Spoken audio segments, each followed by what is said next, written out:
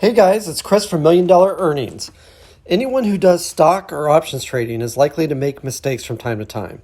And the newer they are to trading, the more mistakes they're likely to make. This has been no less true for myself. I've now been doing options trading for almost 3 years. I started small, worked my way to bigger trades, made some mistakes, and then started working my way up again. I've learned a lot of lessons along the way, and I thought I'd share these with you so that you can learn from them as well. Before we go any further, make sure you visit my blog at milliondollar.earnings.com. The URL is in the comments, and this is where I share my progress as I work to build $1 million a year earnings stream using only options trading. You can see the positions I am trading and how I'm doing every step of the way. Also, if you enjoy this video, please be sure to hit the like button and also subscribe to my channel so you don't miss any other great options trading videos just like this one. Okay, let's talk about some of the mistakes you should avoid when options trading.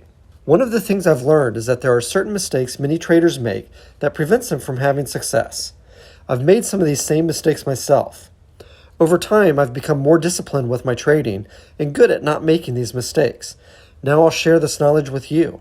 Here are my 5 top things not to do when options trading. Number 1, don't rush into trades. A big part of any options or stock trading strategy is patience. Stocks generally move in patterns that can be identified by doing basic chart analysis. When you start to recognize those patterns, you can also start to predict when reversals in that pattern might happen. This can take time to develop though. If you enter too early, opening a bearish trade while the stock is still rising, or a bullish trade while the stock is still falling, you can find yourself quickly in a negative position. Wait until that stock has hit a clear point of resistance or support before opening your position. It's also a good idea to avoid times of high volatility. If there's an earnings announcement coming up, a surprise to the upside or downside can swing a stock price pretty significantly. Wait until after earnings, and once the dust settles, open that position. Macro events can have a big impact on stocks as well. Big changes in interest rate policy, new jobless claim numbers, or GDP can all cause sudden and dramatic movements in stocks.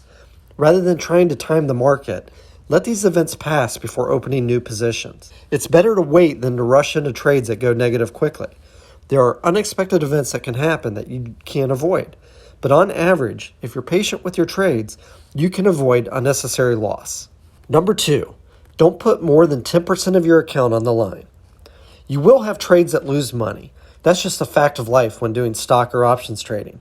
But if you're patient, you won't have too many of these. So how do you ease the pain when you do? The best way is to minimize your losses when they occur. One way of doing that is by not risking a lot on any individual trade.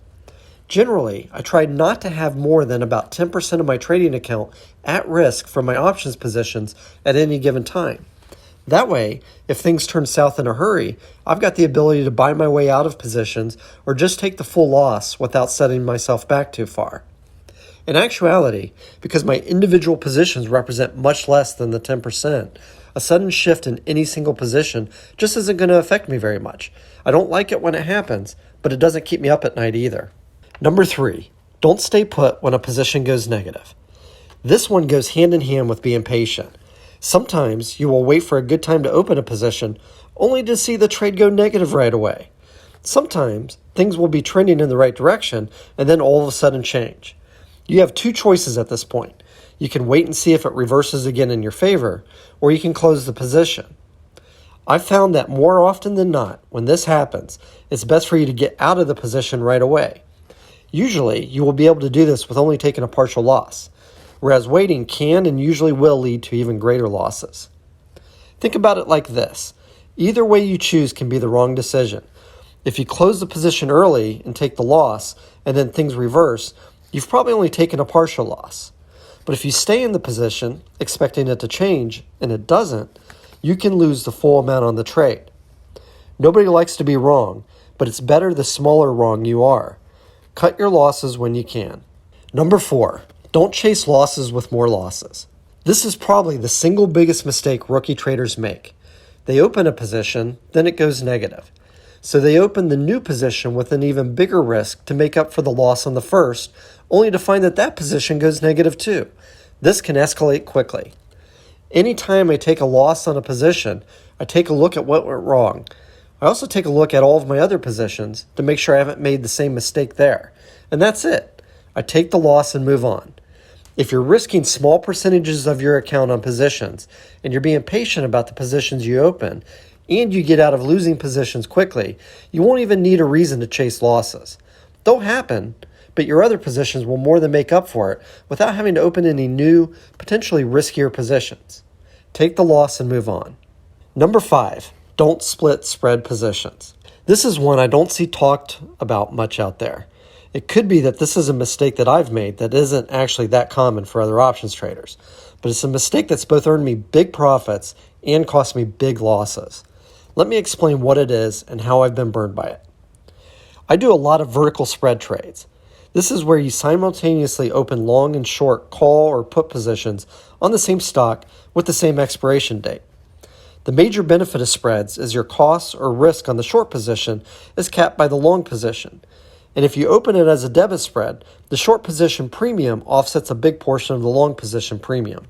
One of the things I've done in the past is to open these spreads pretty far out. Stocks tend to move up and down on the short-term basis as they rise or fall over the long term. And if the stock moves in the direction I want, the price on both options can drop significantly.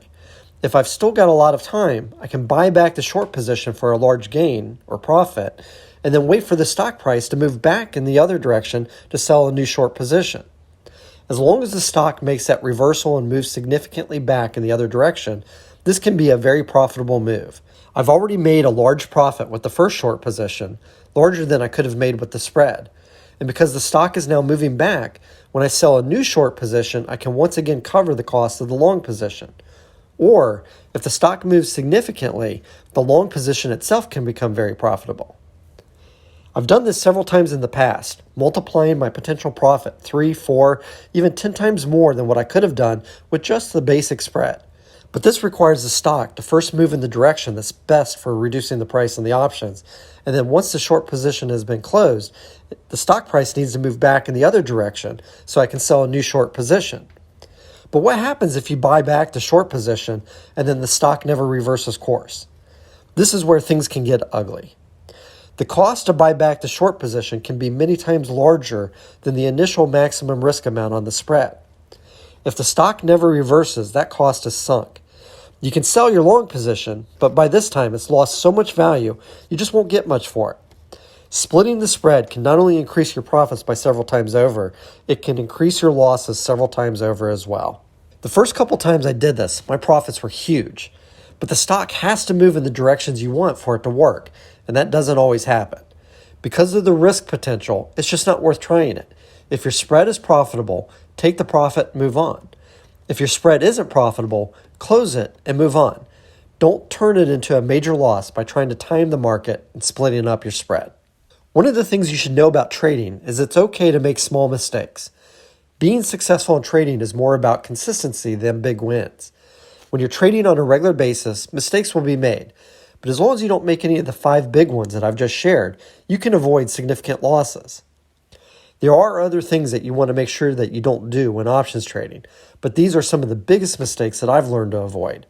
I'm a better trader now as a result, and hopefully it'll help you become a better trader as well. I hope you enjoyed this video, and please hit that like button. If you have any questions, post them in the comments, and I will be sure to answer them. Also, be sure to subscribe and don't miss any new videos I publish on all of the things options trading. Thanks for watching.